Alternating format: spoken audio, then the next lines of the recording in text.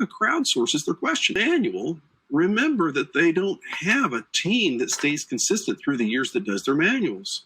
They actually solicit them to volunteer on an annual basis, and you have different authors with different perspectives and different knowledge bases in their heads coming together.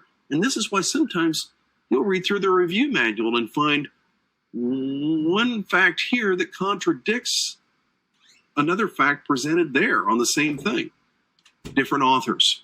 A lot of technical books are written by combination of authors, you'll see, which means you have to have one heck of a good copy editor to keep track of that and make sure you don't have contradictions.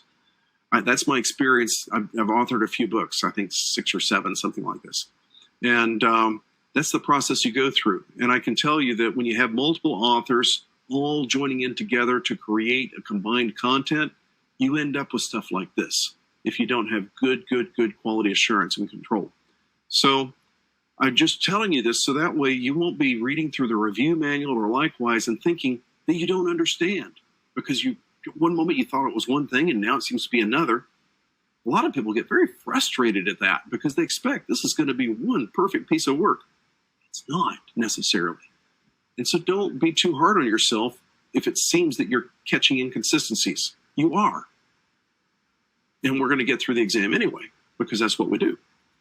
So, SDLC risk management, implementing a risk-based approach to the system development lifecycle, it requires the adequate involvement of business representatives, such as management, users, quality assurance, IT, privacy, legal, audit, regulatory affairs, or compliance teams. During your systems planning and development, your risk assessments should be performed through which phase? Remember the 6 phases that we had for the SDLC? You should be doing risk assessments through all phases. Different kinds of risk assessments, mind you, but risk assessments all the same. Again, SDLC risk management, making sure that your actual life cycle, the systems development that you're doing is safe and consistent in and of itself. So performing risk assessments at every and each stage of the system development life cycle is the most cost-effective way because it tends to ensure that flaws are caught early as they become discoverable rather than having to be patched later. So, again, just stuff to memorize about your likelihood impact matrix is what you use during the evaluation of software development project. So let's take a look at that phase 1 initiation or requirements, right? This is where we determine our alignment to corporate goals and objectives, knowing that we do that according to the requirements of the organization. See what I mean? Initiation, requirements of the organization, certain overlap there. We'd also develop our business case here, generally part of this project charter. We're also trying to determine potential projections on return on investment of this systems development. In phase 1, again, sometimes called initiation, sometimes called requirements definition, sometimes called planning. This is where we specify business requirements for the system. And since we're building a system to accomplish the goals and objectives of a particular department or business process owner, we have to keep them involved to ensure that what we build and design meets their requirements. If you fail to involve the people who are going to use the system, when you're developing the system, you have a good chance of building something they don't like or can't use. To keep alignment between what they need and what you build, you have to involve those users in your initiation, requirements definition, and planning phase, phase 1.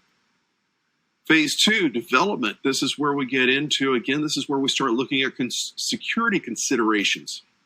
In a different exam, they talk about you should already be considering security in your requirements definition. Different exam, this is the CRISC exam. So they point out that if you say, you know what, we're just going to let the very business process owners that are requiring this system, let them determine the security, how the security will be done on this. The problem is that the end user is making sure that it's functional to get done what they want to get done. They don't tend to worry about how to make it not do what it shouldn't do, which is security. So giving responsibility, as it says here in the middle of the slide, to business units, to have them develop applications would most likely lead to more functionality and less security.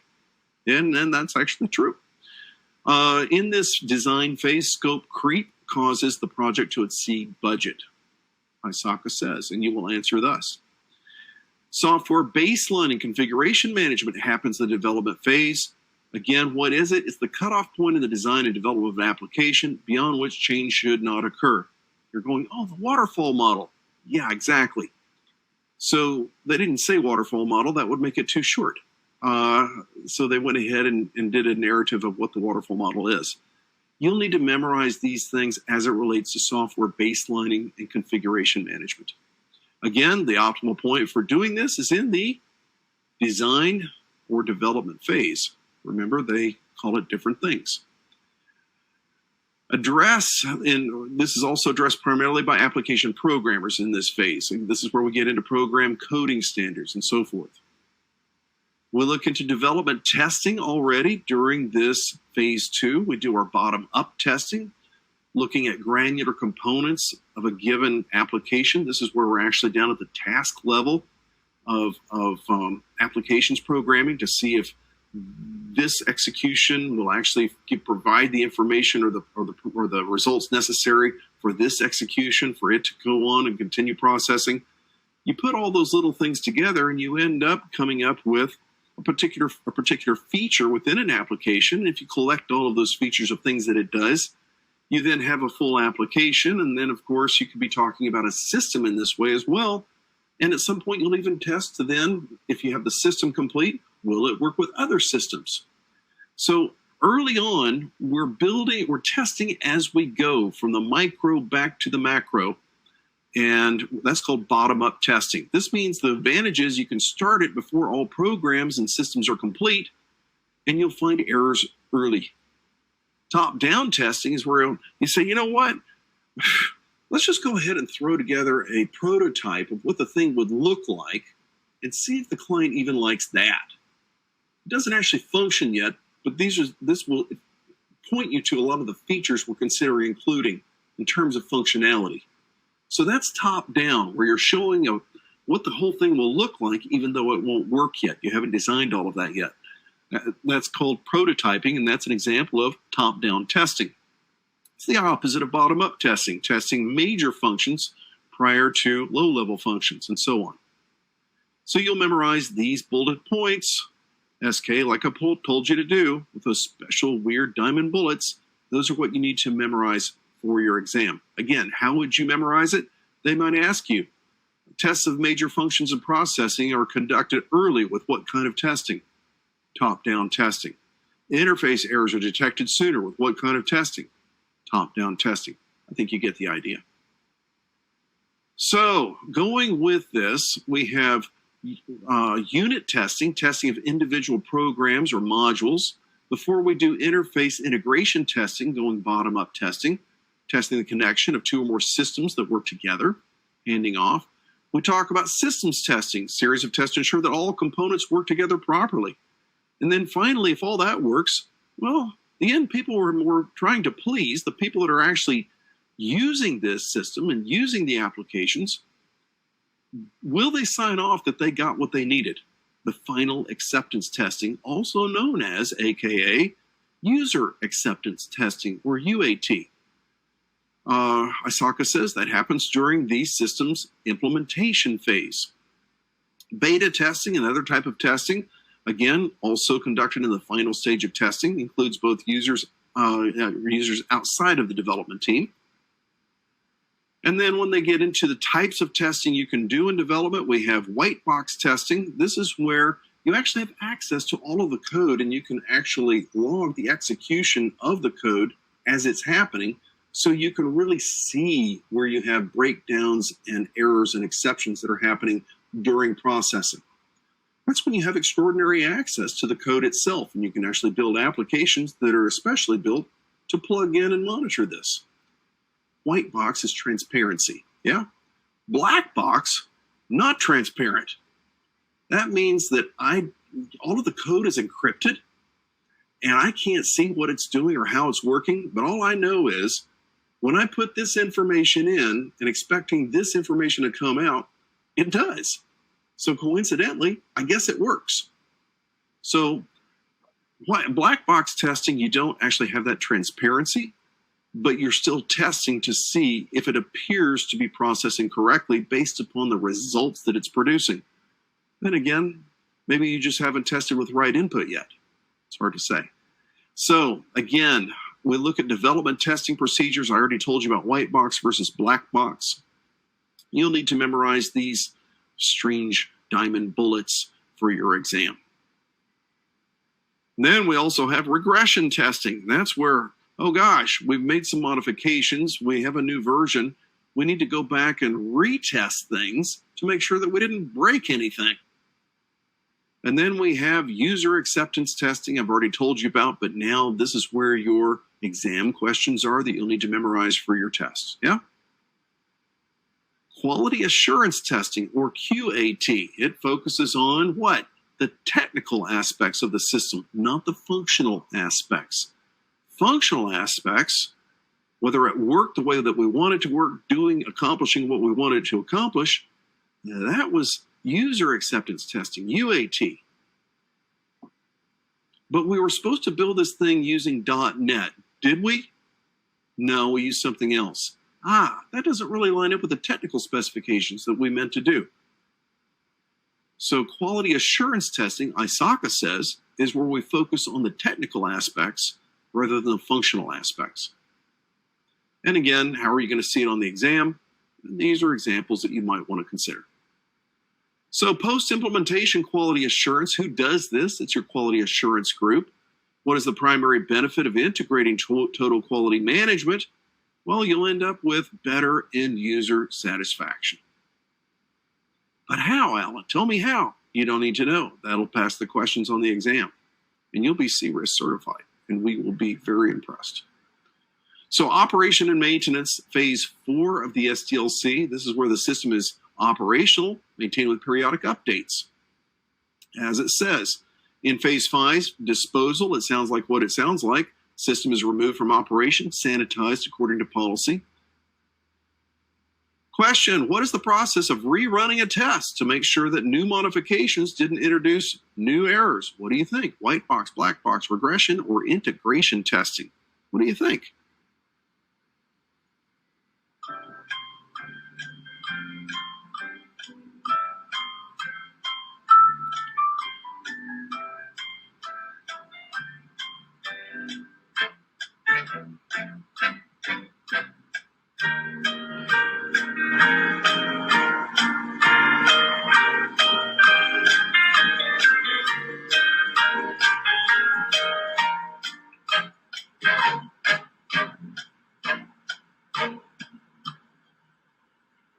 All right, do we remember? Yes, most of us remembered. 87.5% remembered because they wrote memorized that regression testing is what we do to rerun tests to make sure that we didn't introduce new problems with our new patches, right? White box testing, that just went again to, that's the kind of testing that we do where we can see what's happening as the code actually executes. It's transparent to us. Again, with our website, sometimes if we're having problems, we'll go ahead and have an application that runs to go ahead and create and capture exceptions in PHP processing so we can find out where things are breaking rather than just, it seems to be working okay, right? So when you really need to get down and fix code, that's where you need to have white box testing. But oftentimes the code that you need to get to work isn't your code. And unfortunately, it's encrypted perhaps, right? RW says, I love it when Riri, not Rihanna, is not a trick question. Yeah, Riri, regression testing.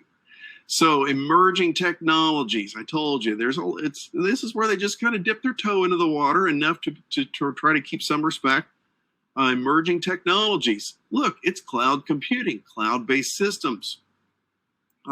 You're going to see more and more discussion of cloud computing and cloud security on various exams. CISSP touches into it deeper than what this does, which kind of makes sense. This is, after all, a RISC exam. If you're really looking to go deep into cloud security, I don't have direct hands-on familiarity with what Amazon AWS is doing with their certifications and what Azure is doing with theirs. I am familiar pretty intimately with what Cloud Security Alliance is doing with their CCSK. And I can only say subjectively, in this poor man's humble opinion, they did a really fine job. In my just subjective opinion, I don't work with them. I don't work for them. I don't have any interaction with them, but just thoroughly reviewing their content, going through it from a technical perspective, I can say, nice job there. And I can say in preparing for my CCSK exam, I learned a lot about cloud security. So that might be something you might want to look at. On our website, we actually have a demo of a CCSK lesson and a little bit more about that. You can take a look at it if you want. Don't have anything scheduled on O'Reilly. We looked at doing it once, then they ran into some hiccups. I don't know. I don't have anything scheduled to teach on O'Reilly with CCSK just yet, but there is some free information available on our website you can take a look at, certifiedinfosec.com. It's down at the bottom of your slide and in your manual. Moving on, cloud computing again. It is the on-demand availability of computer system resources, especially data storage computing power, without direct active management by the user. That's what they say. The term is generally used to describe data centers available to many users over the internet. Large clouds predominant today have many functions distributed over multiple locations from central servers. So where are your exam questions going to come? They're going to test you on the basic stuff. The difference between a public cloud and a private cloud and a hybrid cloud and a community cloud. These are known as cloud deployment models, right? So then getting into private clouds, what are those? That's where a business has access to the actual infrastructure itself, and they actually are not sharing it with any others. Again, when they talk about access to the infrastructure itself, again, this is what we talk about with the service model, which is called infrastructure as a service. You can actually manage it from that level and everything on top of it. It's a stacking model. Again, for more information about that, you'd really have to go to something like CSA and the CCSK certification. What you need to know for your exam is private cloud, you're not sharing your resources with anybody else. So that way you don't have to worry about somebody getting to your resources by piercing through virtualization to get into your stuff. It's a private cloud. Again, private clouds, again, is operated solely for a single organization. It's not shared. When we look at public clouds, hybrid clouds, and community clouds, there we're talking about having a cloud service provider that we can subscribe to and basically share access to cloud resources in a virtualized way with other cloud tenants or clients. So let's take a look at public clouds. What's the difference? Well, private cloud, you know, is the infrastructure is only available to a given single client, that where it's very secure. Expensive, but secure. A public cloud deployment model, however, is made available for general public, owned by cloud service providers such as Amazon, such as Microsoft, and others. And basically, these businesses share computing resources that has been isolated virtually, right? And so this is where we get into sharing resources, but isolating it as much as possible in a virtual manner. That means we're actually sharing the cloud service provider's infrastructure, down at the bottom bullet, with other companies. What do you need to know for the exam? Private cloud, one company has it all. Public cloud, they share. Hybrid cloud, this is where you say, well, we've got two or more clouds that remain unique entities but are bound together by standard technology, meaning I might have some of my resources in my own private cloud, but then I have other of my resources in a public cloud. And so therefore, I have them connected, and that would be more of my hybrid cloud. Community clouds, again, a variation on private cloud model, but we are still sharing it, but only with trusted partners. It's kind of a private community, it is. And this is where they'll give examples such as research universities that team together and they want to be able to share the same cloud environment, but just to them, so it's secured to them. This is where you get into what is known as a community cloud deployment model. Again, they share infrastructure provided by the cloud service provider for software development tools to meet their unique community needs. What you need to know for your exam, again, is that a community cloud deployment model is appropriate for collaborative projects, such as I said, university research programs, because it's shared between enterprises that have a common interest. Oh, now we'll shift up a little bit, not cloud necessarily, but we're talking about Content Delivery Network, or CDN. This has actually been around for quite some time, and this is where, again, if you're in Singapore and you're trying to access a U.S. website that is hosted only on U.S. servers in the United States, just internet latency can cause such delays from one end of the world to the other. And so you say, you know what, I want to have a website, but how do I put the same website in multiple geographic locations all over the world? Gosh, that would be such a pain. Well, I'll tell you what. Can we go ahead and say that the resources, such as pictures and video and sound and things like this, that take up a lot of bandwidth, it's the same videos, it's the same pictures. What about if we just went ahead and said, depending upon where you live, your client, right, where they're browsing from, determines where they're actually linking and pulling resources from, instead of getting it all from one location, perhaps in the United States or perhaps in another country. So that way, you can centrally manage the website in one location, but the actual distribution of content is happening in a content delivery network, right? You've got multiple servers everywhere. You can hire a service to be able to manage that cloud distribution network, that content delivery network, CDN, in order to basically speed up access to your site, apparently, because they're getting the resources from local sources rather than all the way from across the world. So social media most likely to utilize a cloud-based content delivery network to support high availability as a high priority concern. Again, ISACA comes up and they'll say, which of the following is most likely to utilize? And you'll look at it and say, well, they all would probably use content delivery network. It's not a new technology. It's pretty common now. ISACA feels that social media is the most, will benefit the most. Again, because it's going back to graphic content and things like this, I guess. Just go with what ISACA says, right? What would ISACA say? Internet of Things, IoT. Yep, that's right. We've gotten out of cloud computing. We've gotten out of cloud content distribution network. We're now into Internet of Things. If you have a smart TV, if you have a basically any of these devices that are now thinking and doing things on their own, they're actually executing code, are considered smart devices, right? Well, the problem is that they have risk involved, and you'll learn about this again. You'll see a lot of this on your CISSP exam. Each of those smart devices has their own little operating system that you don't have access to, that you can't update. So if it's insecure, you can't secure it with a patch. You're hoping that they will, but it's almost more of a firmware thing, right?